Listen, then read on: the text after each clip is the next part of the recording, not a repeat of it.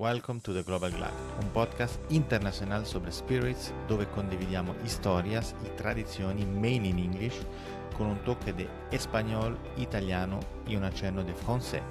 Chin chin! Hello and welcome back to a new episode of the Global Glug. My name is Renato Molo and today I am with Sebastian, I hope I'm pronouncing it well, Sebastian Lauinger. Is it correct? Sorry for my pronunciation. Yeah, don't worry. So the name, as you can tell, it's a German name. We are today with Ron Artesano.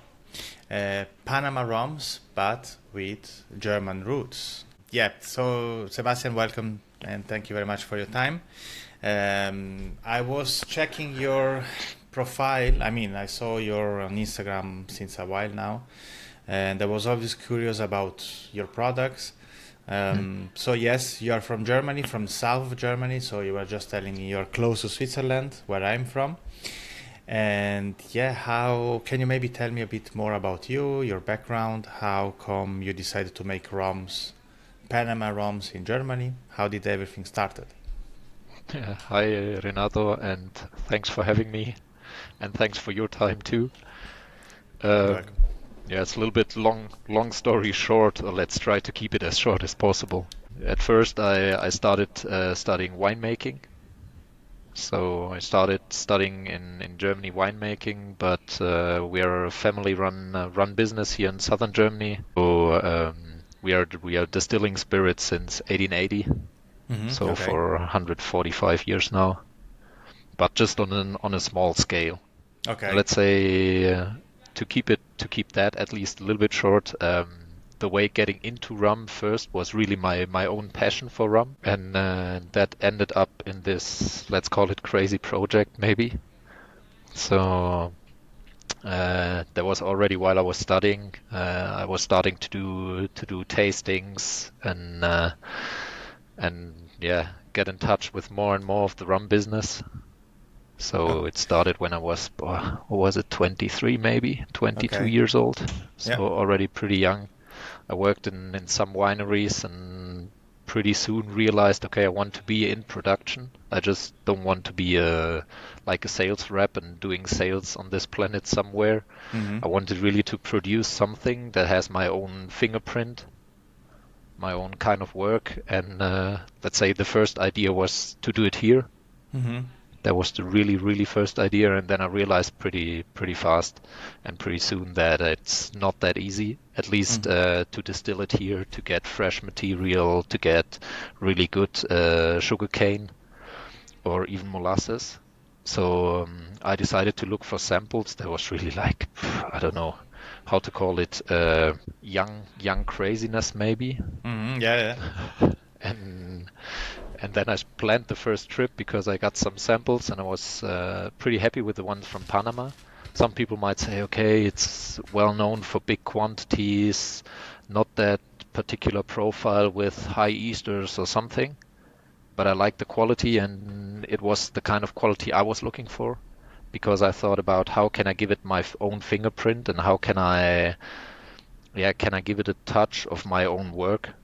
That was the main idea how I started. So I thought, okay, what's not so easy to get in Panama or to handle in Panama? So mainly the stock there is aged in ex-bourbon. Yeah. So I thought about, okay, giving it a lot of influence by the cask, and started to buy rum there and bring it here. You said you started to buy rums in Panama. Can we say the distillery? Which one? Yeah, it's Barela. Barela, okay, yeah. So it's the same distillery. I know they do, of course, they have they produce Abuelo. Yes. Which is maybe the best-selling rum with Carta Vieja in Panama. I have been also to Panama Rum Fest, so I met them a couple of times. Really interesting. They also sell a lot of rums on rack. How do you say, on on big quantities, on bulk. Yeah, they do big bulk big exactly. bulk deals too. And they also sell, I don't want to mention it here, but I know they also, some rum producers here in Colombia, they buy rums from Panama. So this I was heard quite, about it. yeah. So this was quite an easy way to get into rum. So you said it was difficult to get uh, molasses in Germany. Uh, why is that? Is there no Mm, market in Europe for molasses or?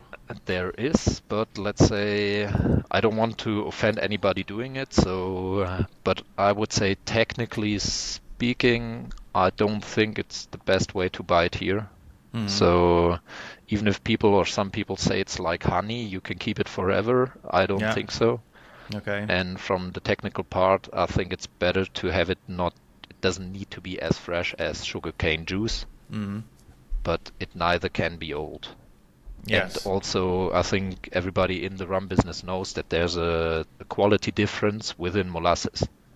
Mhm. So there's not Yeah. one type of molasses which has a certain quality, but it also depends a lot on the production of the molasses. Mhm. So what you got here, and I had luckily I had some contacts, some good contacts also with other distilleries who tried it already, and I tried their products, and a lot of times it was like not the kind of style I wanted to develop or I wanted to bottle at the end.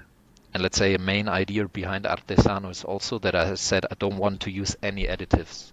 So Mhm. I don't want to work with coloring. I don't want to add any sugar. I don't want to add any aroma.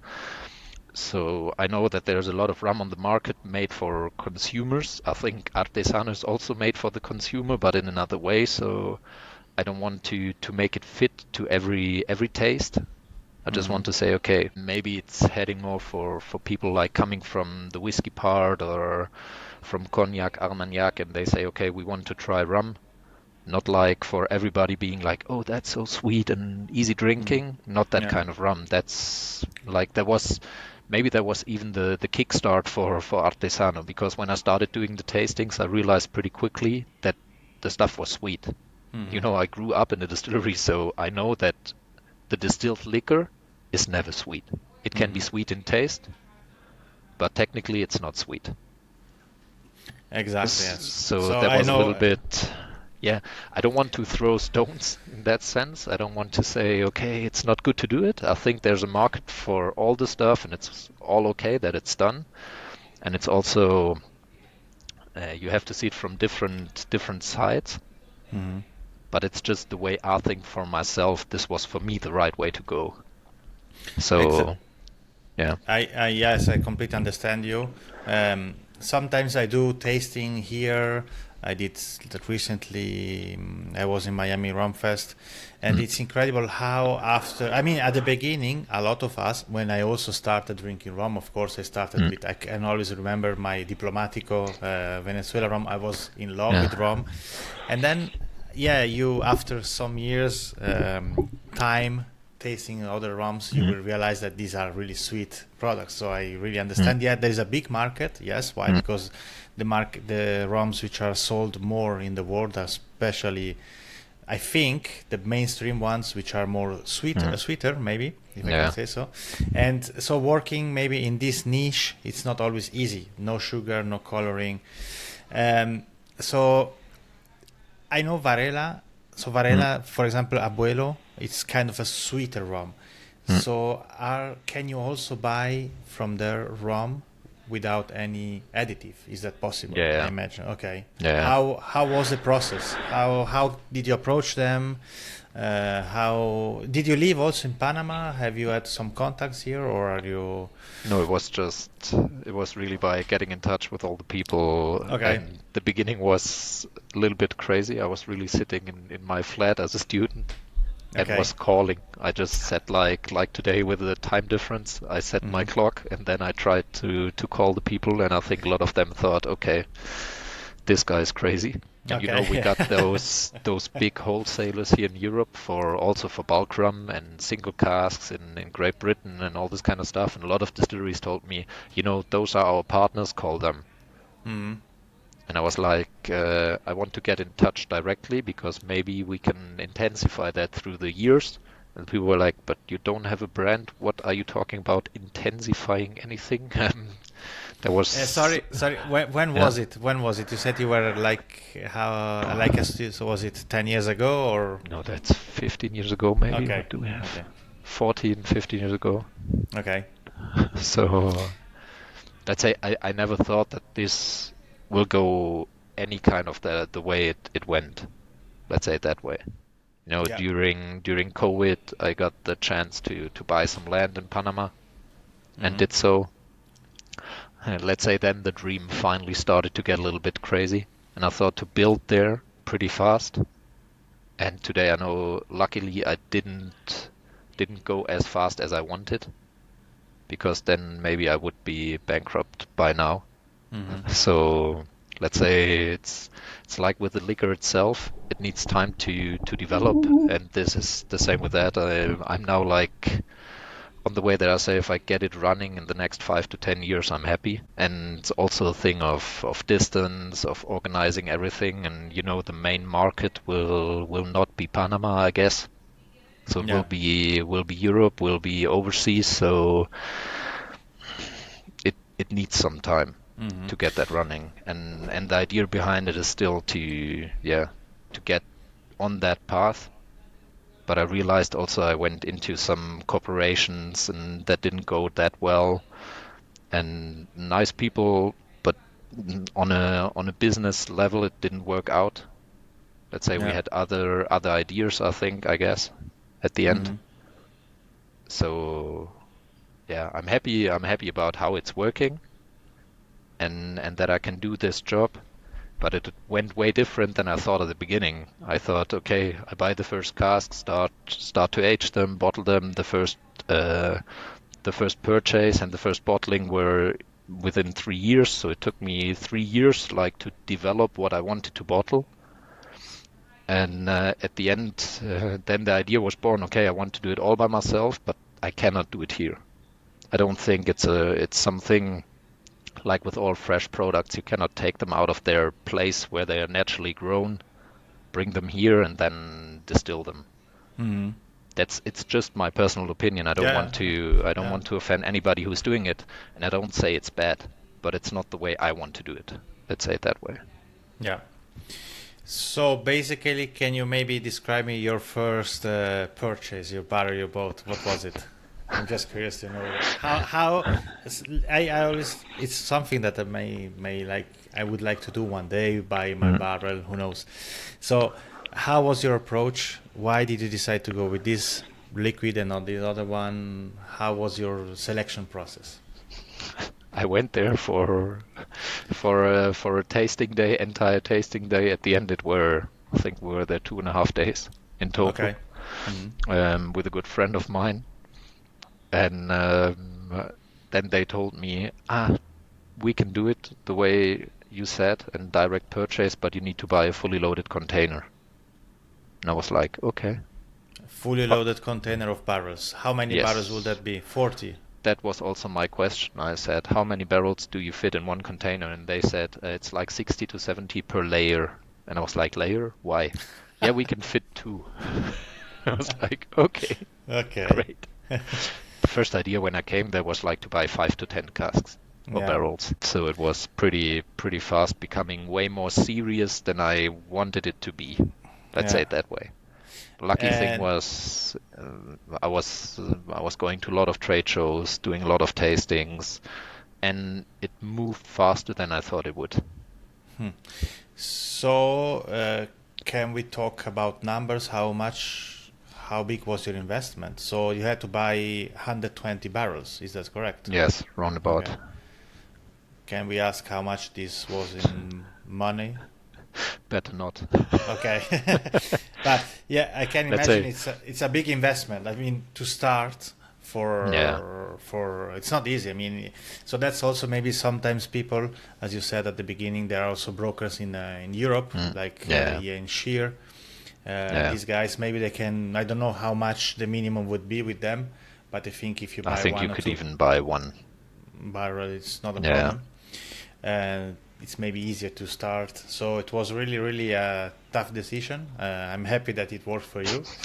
And now is that your 100% full job, or is this something that you have another job, or is that... Let's say I do 200% full jobs at this moment. Okay, yeah. So Yeah, so you I'm told me... still in the family business. Okay, yeah. And you told me Mm, last day you wrote me, we were talking, exchanging emails. You told me that you were bottling. So are you bottling yeah. something new now?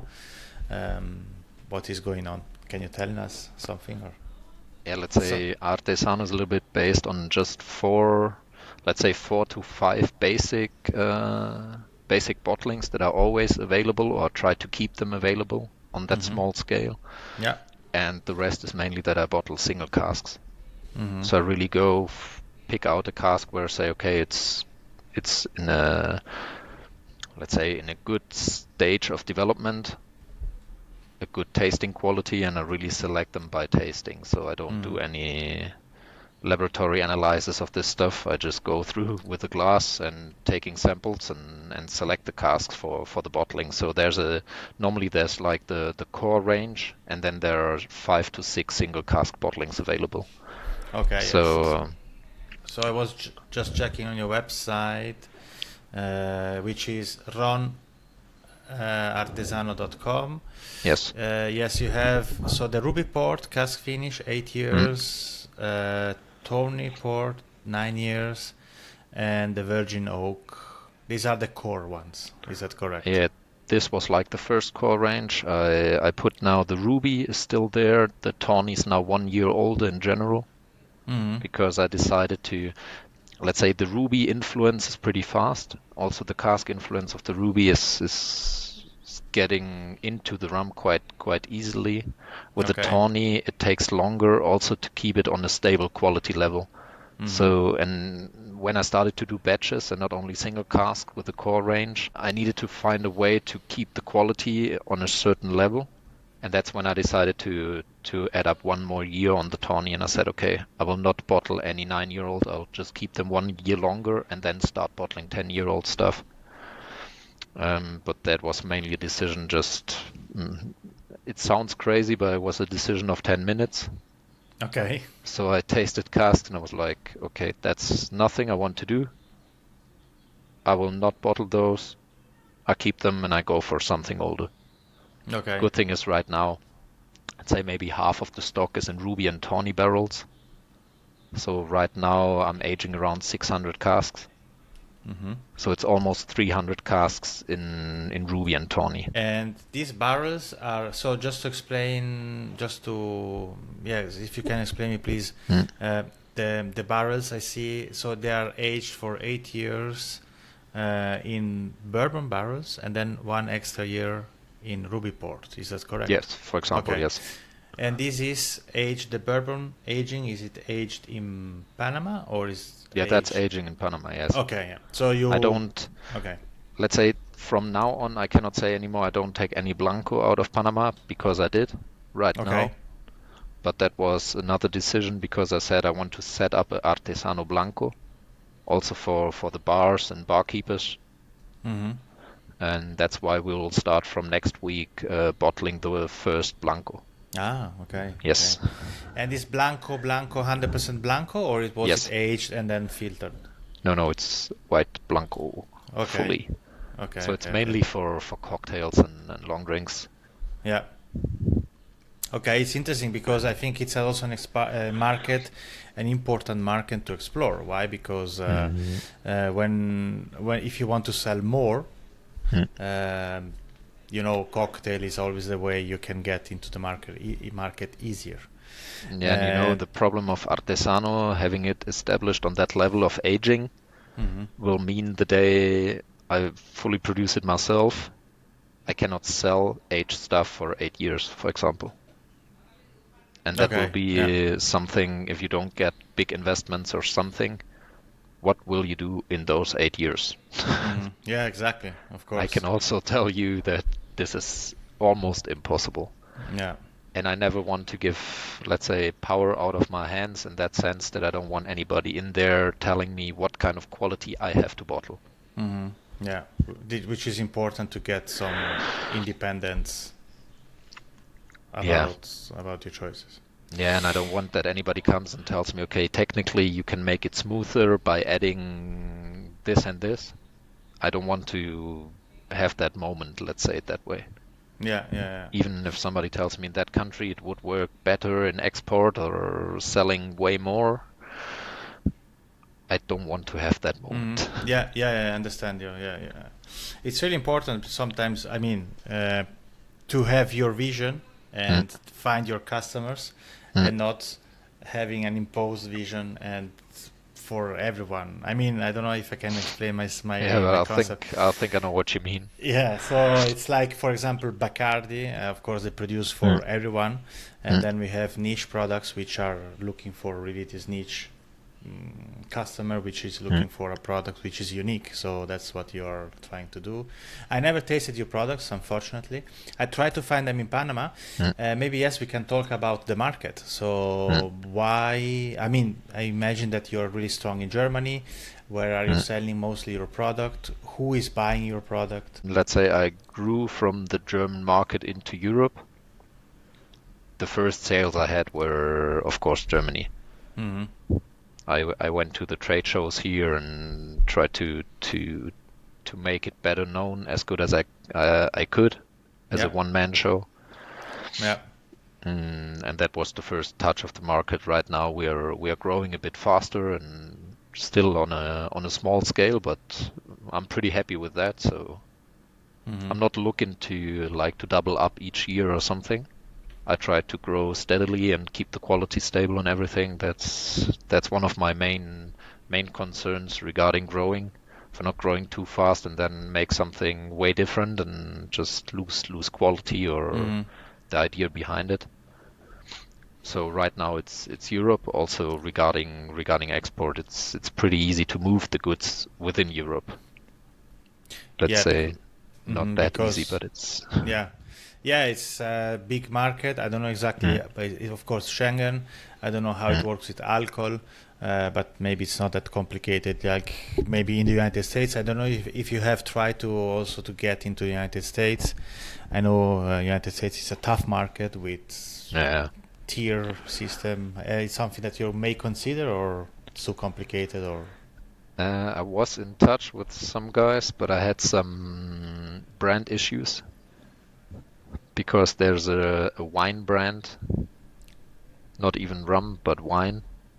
And as call that. it's also alcoholic beverage, it's in the same class of goods. Hmm. So that was little bit the problem. But of course, you often get, if you get in touch with a smaller importer, they're just doing a few states. And to get really into the US market and on a bigger scale, I think it's pretty tough. Yeah. It's also the problem talking with people. Mm, I met in different rum tasting or mm, rum congress. Yeah, they were telling that's a common problem. The market, the three tier pro, market system they mm, have, distribution. So it's really complicated to get into it. But yeah, I think it's changing. There is a lot of producers that are coming to the States, also mm. Europeans. But yeah, maybe Europe is the easiest one for you now. Your consumers, who are they? Are they private, or do you have any maybe hotels, restaurants which are buying your products There's on a regular? both. Okay, Let's say okay. it's normally, I'd say there are a lot of cigar stores and specialized shops who are selling the rums. Hmm. And regarding restaurants, it's more restaurants and like high-end cigar bars and lounges that are selling it Yeah. more than cocktail bars right now. Because I really had the problem that I didn't offer any white, any blanco, Mm. or anything that really fits the needs of the bartenders, I think. Yeah, that's again, it's something that the majority of producer normally they start with white because Mm, they can start to selling, pays the bills, mm, and it's also maybe to get the new consumers. Um, I was reading about, I don't remember where it was, a no, in your website. Yes, I mm, was reading that you say a couple of times you write that these ROMs are no Solera. Mm. Why are you saying that? Why is it important to you to say that it's not a Solera system rum or aged rum? For me, it's mainly I don't know, a statement of production process more than a quality statement. I think people sometimes get that wrong. I'm not against Solera, or I don't think its its quality is less than aesthetic aging. It's just to inform the people, because static aging is also different. If you taste old agricole in static aging, you really get a pretty high level of wood expression and all this kind of stuff. And if you drink older Artesano, you got the same expression. You realize there's quite a lot of wood, a lot of tannins, so it's maybe not the smooth 20 or 18-year-old you're expecting. Mm-hmm. So it's mainly, for me, it's like telling the people, okay, listen, this is static aging. That's what you can expect. Because I think Solera, also talking about if you want to keep a big quality or a big quantity in a stable quality, I think Solera is not the worst way to do it. I think, and maybe even easier than doing big blendings. Mm-hmm. If you really want to keep a stable product and steady flow of that. You mean steady in the sense of flavor profile? Yes.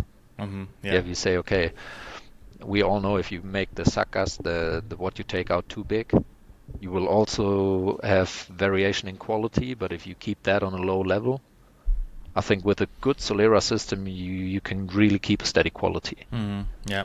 But I think that's a little bit the problem about the rum market, that a lot of people, also in the high-end segment, which are drinking who are drinking whiskey or really good, I don't know, really good Scotch, really good bourbon, whatever, or good cognac or good Armagnac, they they don't get so into the rum because they don't understand the rules of it. I think sometimes it's a little bit the problem what keeps some high-end consumers away from the rum. And Mm-hmm. that's something we really Yeah. should be better at in our Mm. business, to inform the people and tell them, listen, this is sweet, but if you like it, like it. It's okay. Mm-hmm. It's not nothing about being a bad quality, or this is a Solera and has a certain kind of flavor profile, and this is aesthetic aging. So decide what you like. And that's a little bit the problem about rum, that there's some people trying to set up like yeah, like a level of quality by defining single rums or whatever, but that doesn't give them any kind of flavor profile or what people can expect. It's a tough topic about, yeah, it's really complicated because there's a lot of people talking. I mean, a lot of, yeah, people talking about the quality of rums, Mm, um, and the rum has no rules and these kind of things. So it's really, and it's complicated because rum is produced everywhere in the world. So mm, everyone has a different mentality, way process to do it, to doing it. Some add sugar, some are not adding sugar, and that's maybe also what keeps people away, like you said, mm, high-end consumers away from rum because of that. Because sometimes they think that there is no rules and it's all the same. Um, in our tasting, I had, it was funny because I had a guy who has a big rum. He's a bourbon drinker, and mm, he showed me the picture. He has 200 bottles of rum. So we tasted these Colombian rums. Okay, he liked it, but he knew it was rum because normally they're a bit sweeter. So mm, I gave him a bottle of small. I poured him a glass of Vorty Park, mm, Jamaica rum, and he was like, "What is this?" It was like, "Wow!" So this mm, is that rum? This was the mm, first question. Is that a rum? So just to make understand also sometimes people that rum is not always the same sweet uh, product. No, rum can mm, be completely different. So there's a lot of work to do. mm. And how do you approach your clients, your customers when they taste your rums? So they are not. I never tasted it, so I can just imagine Mm. it. They are not sweet. What are the reactions of your customers when they first taste your rums? Well, let's say the market here is developing in the last 10 years in a good way for me. So people are asking more. They want to know more about the quality. They want to know is there anything added, and so there are more people trying it or giving it a try. When I started, it was way more complicated because a lot of people were like, "Whoa, but wow, that's sharp. That's alcohol." And I was like, "Yeah, it's over 40%. Of course, it's liquor. It's not. You're not drinking something sweet. It's not a spirit drink." And the market was not used to that, but the market is developing in a good way, also regarding education, and I think that's, yeah, for me at least, it's good. Of course, you still got people coming to rum tasting and expecting something sweet, and of course the industry played that for many years. So they were like, it's made of sugarcane, of course it's sweet. They didn't explain any technical stuff. Of course they didn't, because they wanted to sell. That's just, let's say the idea was to sell, not to give a better knowledge to the customer and understand the product, because then they would have asked questions nobody wanted to answer. Let's say it maybe that way. So, yeah, but I think maybe it's, I don't know how to describe it. For me, rum is a little bit like the wine of all the spirits. So being so well distributed on the entire planet, more or less, in a certain distance of the equator, I think it makes it even more interesting. It's like wine, having certain countries coming from, certain profiles, certain, maybe call it terroir. That's for me, and all the whiskey drinkers may hate me for that, but for me it's like really the most interesting spirit available. Yes. So it's not, I agree with you. It's not that developed how it could be, because there were too many big players, mainly focused on sales, not on the profile of the product itself, and not of the diversity of the product to open it up. But I think with sugarcane you can do it like with wine, having different types of sugarcane on different soils, and like some distilleries tried the last years. You can use the juices, you can use the honey, you can use molasses. I've been to Grenada, to Renegade Distillery. Unfortunately it didn't end well. But yes, I had the chance to taste some rums there. Amazing. I mean, just you change the place of the same sugar cane. You just change the microclimate. And the result is completely different. So you know what? I think the bad thing about it is they were in the right place, but not at the right time. Maybe it's 10 years too early. Maybe. Yeah. But I think the idea, I really love that idea. I think it's a great approach, but difficult to sell in the market at the moment. Yes. Why? Because it's so ultra niche, and it's difficult to take it to the great public. Maybe they should have done something more for the greater public, and something which is maybe more focused just on the niche. Let's see what happens with the distillery. I saw the distillery, it's huge and it's completely new, so someone is going certainly maybe to buy it. I don't know. I heard about Luca Gargano from Vellier, but let's see what happens. I read something, I think last week or so, or 2 weeks ago. About who is interested in buying it, but nothing sure yet. Because the problem is that it's not easy, because it's a big investment, and I think they have a lot of debts as well. So, the problem is maybe also the global situation right now in sales of spirits and super premium stuff. So which is kind of declining. So dry January, these kind of things. Anyway, I have just another couple of questions for you. I wanted to ask you about.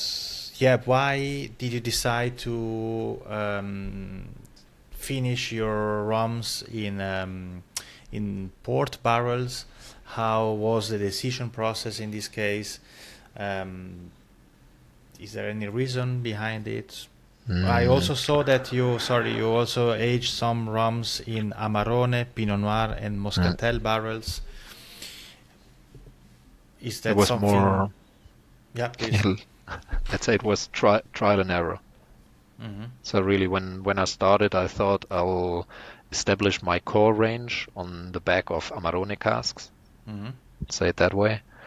And then I pretty soon realized that the development of each cask is so different that you cannot keep that quality stable. And at that time, I was only bottling single casks, so I really needed a steady level of quality within those casks. Yeah. And I had a small amount of ruby and tawny casks coming from Quevedo. And good thing is I got a direct contact, so I picked them up there directly, and I got them refilled within 72 hours. So I don't do Mm-hmm. any wet cask, but they are really, really fresh. So you really get the full aroma, and they went pretty well. So I started to stock up each year a little bit the tawny and ruby casks. So that Okay. was let's say a process throughout the years. Mm-hmm. There was not like the decision the first day that I want to establish the core range on the ruby and tawny.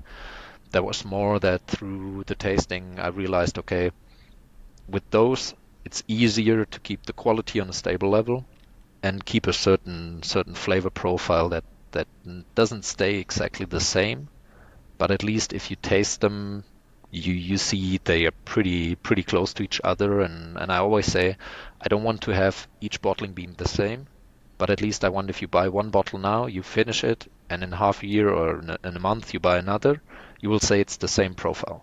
Mm-hmm. It's not the exactly same rum, but it's the same profile. Yeah, consistency is of course Hmm. important. So what happened with Amarone barrels? Why are they so different between barrels? So why couldn't you really keep consistency with? Let's say I had the thing that there was a lot of French wood, French oak, also within those casks, and they gave a different flavor profile. I had some American oak, then the winery used different toastings, Mm-hmm. so it wasn't possible to get always the same quality of oak or the same, let's say, the same style of cask. So that also made it at that point a little bit difficult to keep the quality stable. I understand. Yeah. And with Quevedo, as they use mainly the same barrels, same toasting, so you get a steadier quality. Okay. And you also mentioned before, I heard once this term wet cask. So wet Mm. cask, can you maybe explain it to me? It's when you're buying a barrel from a place and you need to transport it. You need to fill it with some spirit, I think, to keep it. Can you maybe explain it? What is Here exactly mean? it's, let's say, in the ones I know, they use it mainly, or that they say, okay, for example, they buy the cask and say leave 20 liters of ruby port inside, and they don't kick it out. They just fill in the rum and leave the ruby inside. So you get a high level of aroma of the ruby. But of course, Oh, it's like if the ruby has 150 grams of sugar, mm-hmm. at the end it's a sugary product. Okay, so it's not because of the transportation problem, because I heard when you're transporting a barrel, sometimes they keep some liquid in order to not to get it dried out. It's not nothing to do with It that. it shouldn't dry out, but wet cask is mainly, I think, the process when you fill it. If you empty it, Okay. like like when they arrive here, it looks like I'm producing meat or something. Because when Mm-hmm. when you turn around the ruby port casks and you just leave them, you get all the entire floor is getting red Yeah, yeah, yeah, yeah, of the port because yeah. the color is pretty intense. Mm-hmm. And if you leave that inside, of course, you get all that flavor, but you also get the, yeah. It's like, for me, it's a little bit like flavoring. Yeah, exactly. Yeah, yeah. It's like it's flavoring basically because you Yeah, have the wine, the aromas, the yeah. sugar. Yeah. And as long as the problem is also what you mentioned regarding long distance transport of casks. For example, to get the ruby casks to Panama, boy, you almost would need to ship them full, entirely full, or almost entirely full, and then sell the port wine in Panama as bulk or something to Mm-hmm. really keep the flavor. Yeah, yeah. So yeah, that's a bit the Yeah. problem about the fresh casks also. Mm-hmm. Yeah, it's not easy. I mean, sometimes people think that shipping barrels is easy. No, there's also for logistical issues. Wood is still alive, so it's complicated. Yeah, it also depends on the flavor you want to get out, you know. If you want Exactly. to really get the flavor of the cask and what it held before, it needs to be pretty fresh, and you cannot, because if you keep it and it fells dry, you will lose the pressure in the cask and then it will lose liquid at the end. Yeah. So you will need to fill it up with water before filling it and then getting out the water, so the wood is perfectly soaked with the water, Yeah. and then you lose a lot of aroma of what was in there before. Yeah. So it's also a difficult process to manage everything. If you want to keep them fresh, like last truckload I had of Ruby Port casks, I lost like 12 to 15 of them. Okay. Just had to kick them out as decoration. So sold them here to private people as decoration. Because I was not fast enough filling them. Yeah, and then this is then on you, so you're going to lose money. This is not a problem of transportation. This is your responsibility. No, it's mine. So, so that's also something that increases the costs of everything, of course. I have another question. So we were talking about Panama, Varela Hermanos as your primary rum supplier. Have you ever think, or maybe are you going also one day to change your supplier, maybe exploring other types of rums?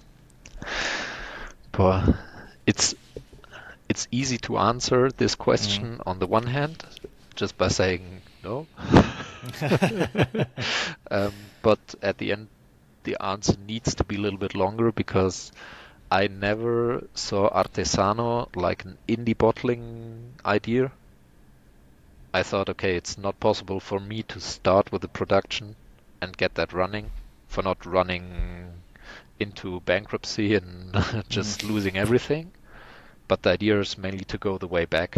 So the idea is more, if I would switch from Varela, I would switch to own products. Okay. So it's not that I want one day to bottle Jamaican rum as Artesano, special single cask or something. So Artesano should be something where the people, if they drink it and they like it, they say, okay, I like that style. They will also like the other bottling. Maybe they say, I like it less because it's too woody or another expression of the cask, and I don't like that expression. That could be, but not by style. So they would say, okay, I like the style, but that bottling is not the type of cask I prefer. Okay. So Artesano shouldn't become an indie label in the classical sense, or independent bottling.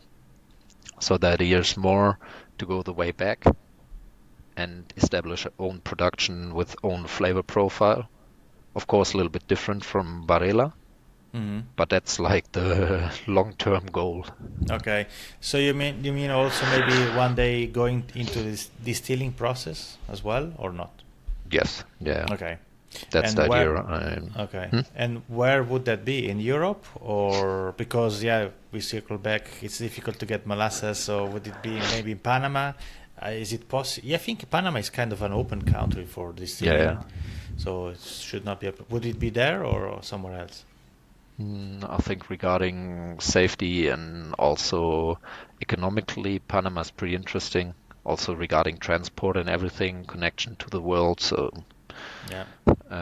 As mentioned, I bought some land there in 2000. What was it? 21 maybe? 4 years ago, I think. Yeah. Where exactly? Which part? Next to the Baru, on the volcano. So next to. Yeah. It's where a lot of sugarcane is also produced in this region.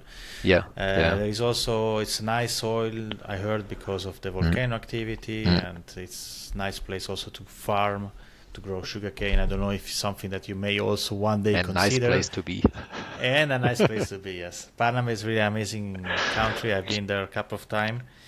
And it's a nice place also where to make rum.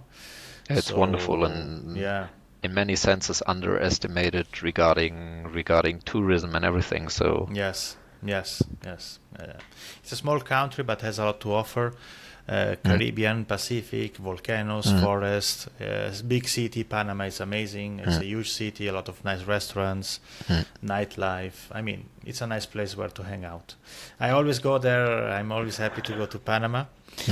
And yeah, so I think I have, well, my questions are over. I don't know if you want to maybe for finishing add something I didn't ask you. Where can we find your rums? Maybe your next project, something that you want to share with us. Yeah, let's say for now, the most important thing is really to keep everything stable and to get the Blanco on the market. That's something I really want to grow now. There are a few countries in Europe where we got appointments right now for distribution. So, and it's still, let's say I would call it a project for not one generation, what I'm doing. Yeah. So I think, the final goal is really, really fixed. So it's really about producing it entirely ourselves. Yeah. But that's really long-term goal. And when I started with a lot of enthusiasm into that, and I thought, okay, I'll keep that going pretty fast. Then I realized if you need the money from somebody else, it's never working without giving out of your hands a lot of influence. And that was the moment when I decided, okay, better grow steady and slow than producing the next day something you don't want to put your sign. Yeah, also keeping your signature, your mark in your products, which is important, consistency and being coherent with what you're doing. Sebastian, thank you very much. I really appreciate your time. And yeah, I'll see you soon. As I mentioned, we will be back to Switzerland soon, so we'll finally taste your rums as well. Where can I find them in Switzerland, by the way? Casa del Tequila is selling them, and Rum Island. Okay. And they are also selling to shops, so I don't want to miss anybody out, but I don't know who are their customers. Okay, I can Google it. But but they are importing it, and you're warmly welcome to visit me also here and see the warehouse. Yes, I will. Get a good tasting. I will. Thank you very much, Sebastian. Thank you, Renato. See you soon. Bye. Bye.